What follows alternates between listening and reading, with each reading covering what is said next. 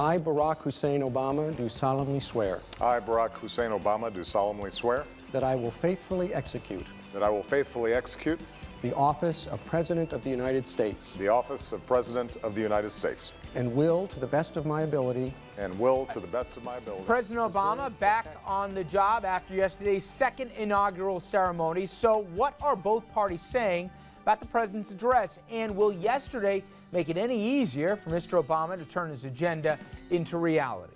And then, 40 years after the Supreme Court made abortion legal in every state, the protests from both sides remain just as passionate. But a woman's right to choose remains under attack, especially in certain parts of this country. Tonight, an update on restriction efforts, the latest polls, and reaction from the nation's leading pro-choice advocacy group. Plus, we get your reaction.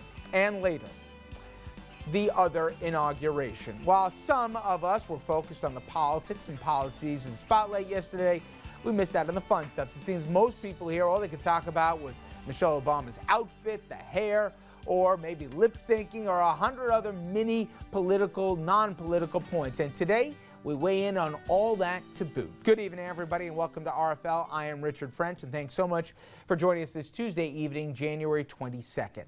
Now, we're going to get to all that, plus today's dollars and cents from Albany here, as Governor Andrew Cuomo lays out what's more important than the state address, but the budget address, how he's going to pay for all these terrific things. Plus, we'll also have the latest on filibuster reform. I know it sounds dry, but trust me, it may get stuff done in the Senate up in D.C. or down in D.C.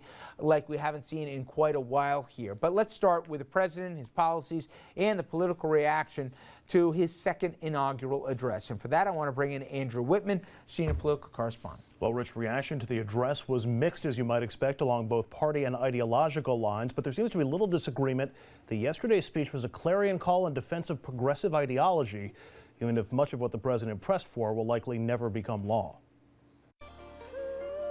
The inaugural parties and parade are over, and now it's time for Washington to get back to business. This morning, President Obama and Vice President Biden and their families attended a prayer service. The president's inaugural address was an unmistakable call to action, a more optimistic address than in 2009 when the economy was still teetering on the brink of collapse. Preserving our individual freedoms ultimately requires collective action.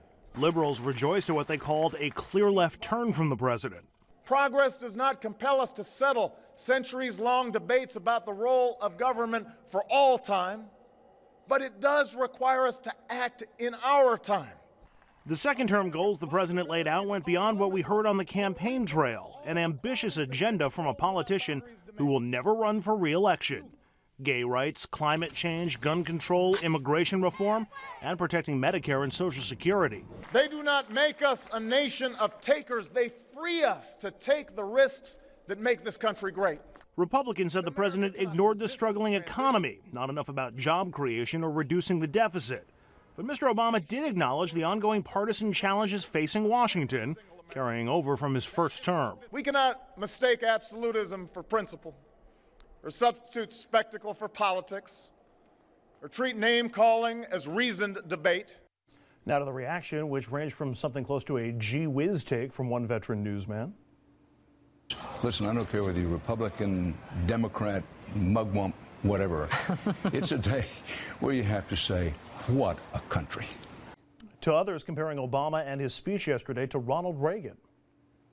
And I thought you heard it in the inaugural address today, in the way that President Obama believes Ronald Reagan mainstreamed the conservative movement in the 80s.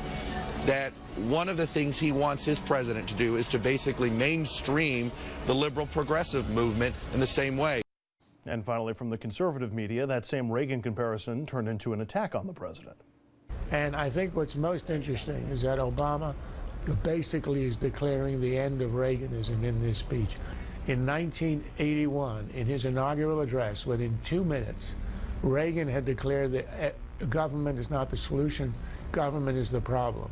Today's inaugural address was a rebuke to that entire idea. This speech today was an ode to big government. It was a hymn to big government. All right, a few snapshots there. Let's bring in our panel. You met Andrew already. We got Jessica Proud, Republican strategist, Vice President, NLO Strategies, Dominic Carter, political journalist and author. All right, guys. Takeaways from yesterday. We'll get into the outfits and the styles and the lipstick and all that later on. But any big surprises from you, Jessica? How did you think the president's address? It was pretty short, all told, less than 20 minutes, but certainly has elicited reactions from folks here one way or the other. Not a big soundbite, but people think two very different messages if you're on the left or if you're the right.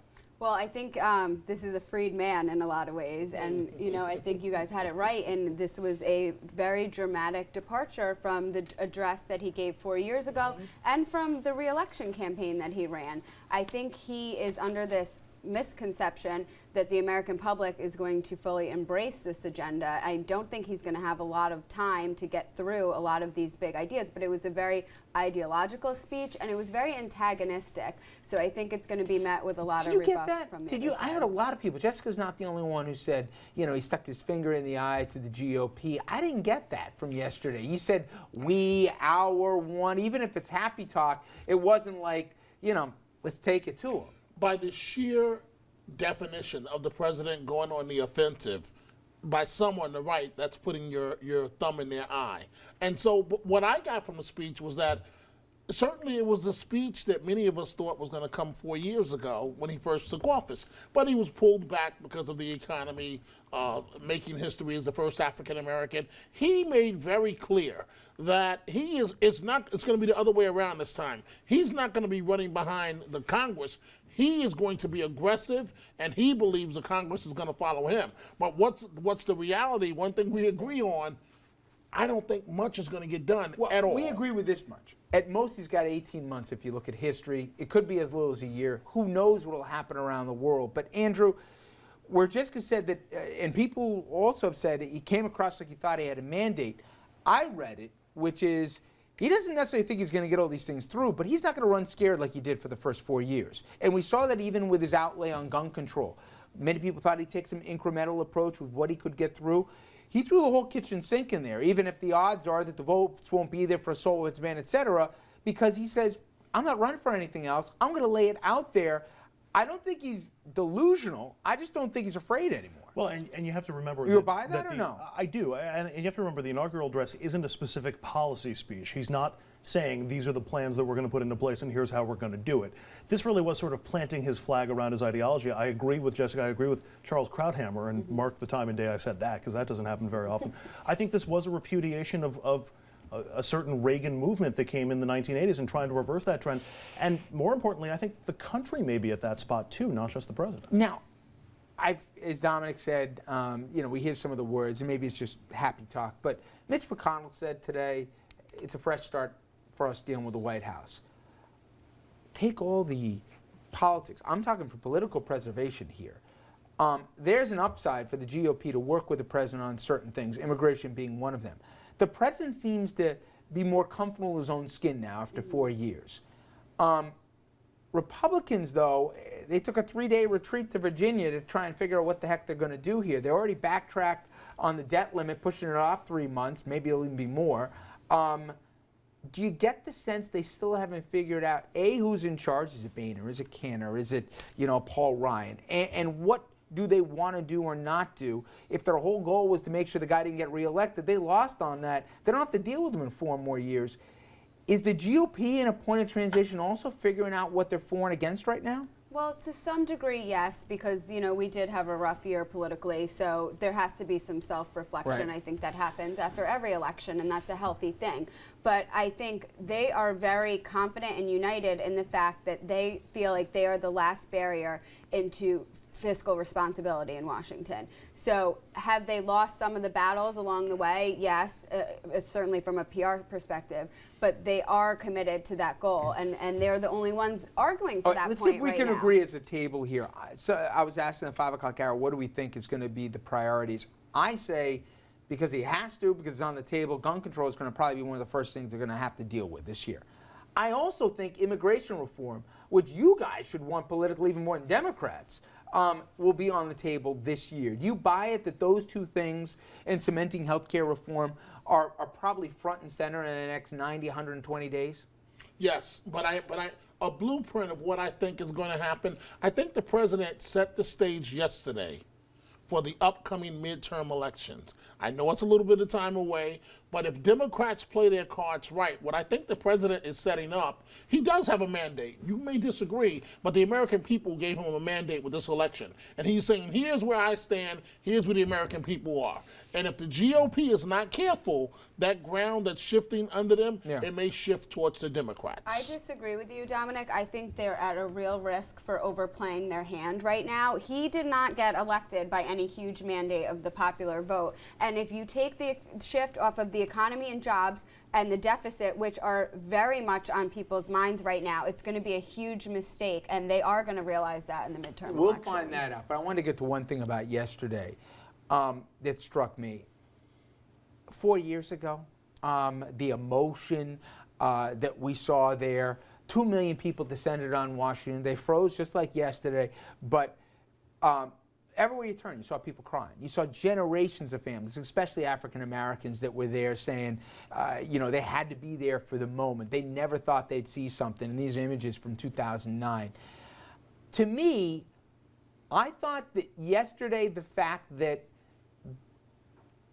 it wasn't a big deal that he was a black president. I know there's certainly elements in this country we'll never get over it and all the rest. But for most people, that wasn't even the focus, even on MLK Day yesterday, the address. There was more focus on gay equality than there was on racial equality. I just think that's amazing that 4 years ago, my God, they'll never elect a black president. And then, okay, he's there. What's he going to do here? The race thing, while it's very real, I'm not minimizing it. In a span of 40 years, even on MLK Day, already we've moved on to the next thing in this country, at least politically. Are you surprised by that? No, I'm not surprised. It's a tribute, really, to the American people. The first of anything, you can't just get elected with your base. Barack Obama was never going, President Obama was never going to be elected with just black votes. The reality is he had to have white votes and he had to have a lot of Latino votes. And the day has come where, it's now normal. So, 4 years ago, I'm one of those that and I've been doing this for 25 years, when he first started as a candidate, I said privately, there's no way in hell he will ever be elected president, and there's no way in hell that he will beat Hillary Clinton. And I turned out to be exactly wrong.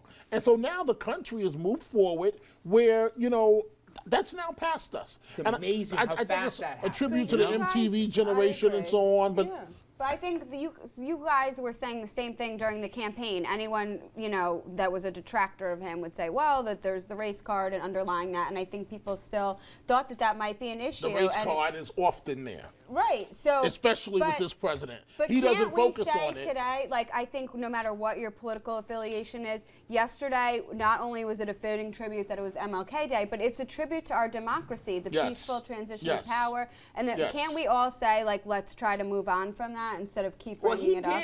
He did, but my point is, I'm just pointing out that, like Dominic, I'm amazed at how fast, the idea, gay marriage, right? Remember a year ago, we were like, oh my God, certain states are going to fall in the ocean if they do this, right? In the Atlantic and Pacific. Now it's like, whatever. We basically moved on almost on this stage. It's in a lot of amazing. ways, it was shocking that it was even mentioned in a presidential inaugural address, a decade ago. That never would have happened. But people mentioned don't. in the context as though this debate is over and there's no going back, that gay rights and same-sex marriage is here to stay. I know people get mad at politics, but it's amazing, don't you think, Andrew? Just how fast some things change in this country. It takes forever, and we have ugly stains in our American history, but I think it's a credit. I think it's a good thing. Our culture changes like it's, in hyperspeed, which is not always good for some of the more conservative elements in our society, not just politically. Well, it's the same thing with women as well. Yep. All right. This is true. And he said it, from Seneca to Selma to Stonewall, hitting all three of them. All right, up next, everybody, the 40th anniversary of one of the most controversial Supreme Court decisions of all time. Now, just want to come back to an issue that doesn't go away. 4 decades later, Roe v. Wade remains the law of the land, but still, women's right to choose remains very contentious and in many places in this country under assault. And if you think that this is a decided decision, trust me, we're one Supreme Court justice from turning this thing on its ear. We'll get into all that after this.